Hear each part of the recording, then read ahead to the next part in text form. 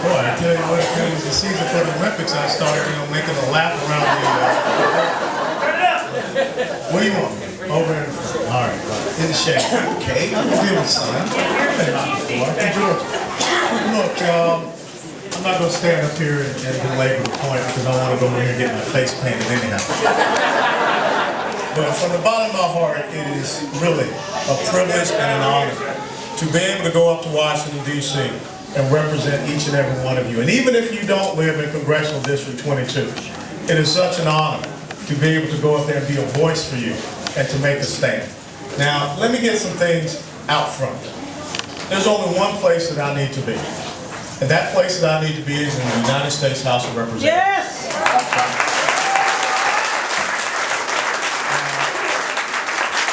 It's very humbling, all the talk that is out there. But one thing that we cannot afford to do, and we will not do, we will not become part of the cult of personality style of leadership, which we saw the other side become a part of in 2008. They're so important that I get up there and prove myself as a statesman, as a legislator, and as a political leader. Now, if God be willing, certain things will happen in the future. But for right now, there's a fight going on in your house, in the people's house. And that's where I need to be, because all laws emanate from or come back into the House of Representatives. And if the American people, if you don't have someone that will stand up and fight for you in that house, then Katie barred the door. Nothing else matters.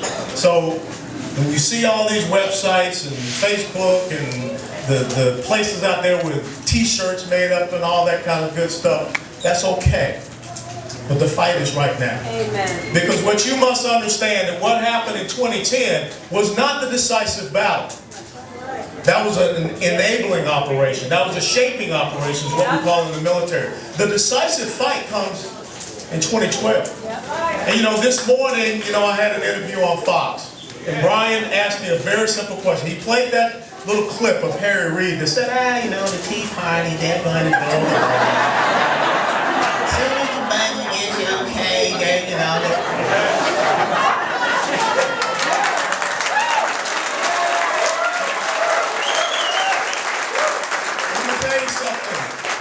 Majority Leader Reid, the American people are not going away.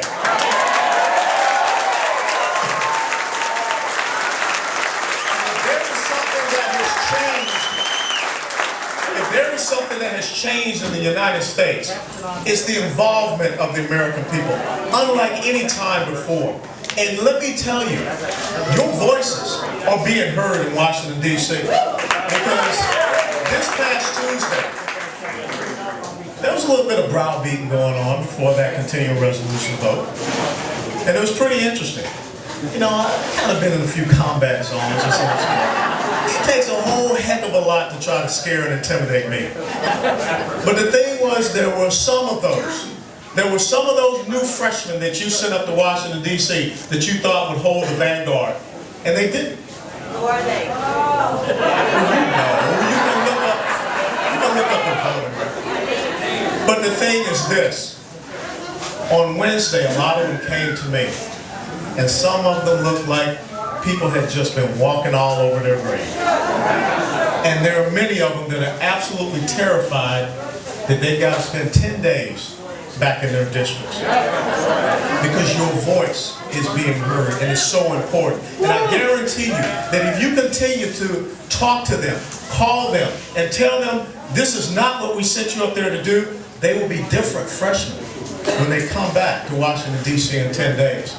Because we cannot afford to run this country every 2 weeks. When people sit up and say, it's $6 billion worth of cuts. Don't you want $6 billion worth of cuts?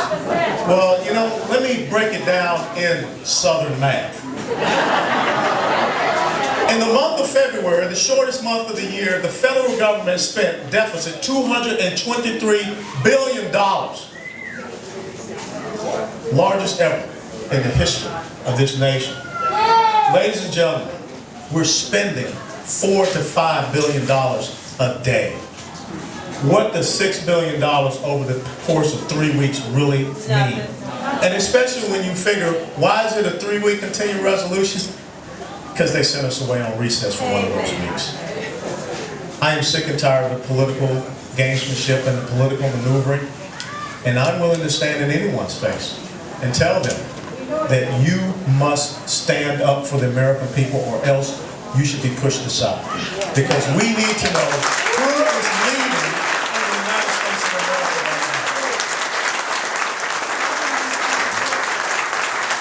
now. $1.42 trillion, $1.29 trillion, $1.65 trillion. 3 years of deficit spending, $14.3 trillion. That's where the debt is headed.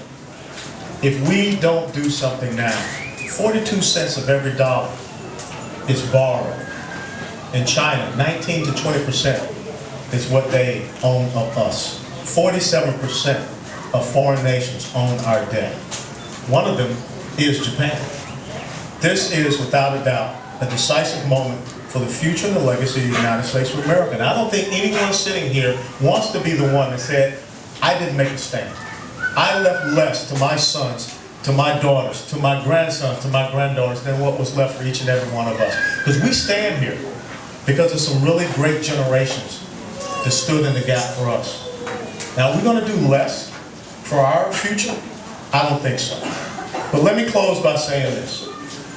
The world is going to hell. And I don't know any other way to say it. When you look at what's happening in Libya, I don't care what anyone says, you can't win a war from 30,000 feet. I've been on a battlefield before. I don't know why we're shooting $567,000 a piece Tomahawk cruise missiles into Libya. You know, back 2 to 3 weeks ago, we could have taken care of this situation. If we had done the exact same thing that Ronald Reagan did back in the early 80s to Muammar Gaddafi, when he dropped a bomb in his backyard, Muammar Gaddafi didn't say a word for the next 30 years. That's the only way.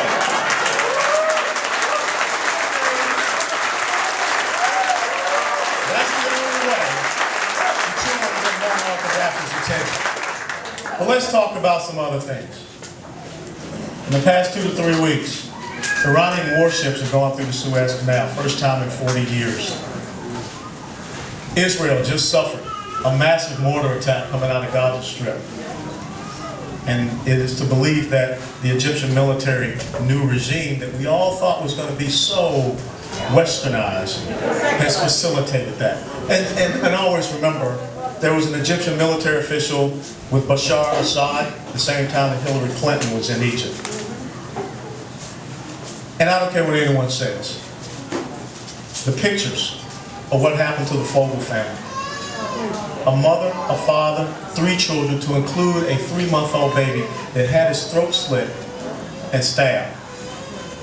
What type of animal does something like that? Well said. Subhuman. But did you hear a word that came from the person supposed to be the leader of this country? This is what I'm here to tell you, ladies and gentlemen.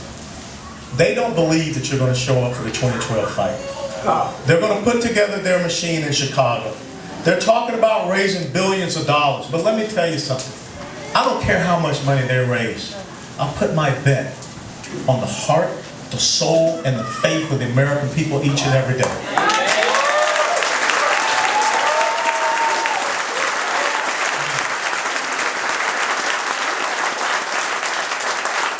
God bless you all for what you did in 2010.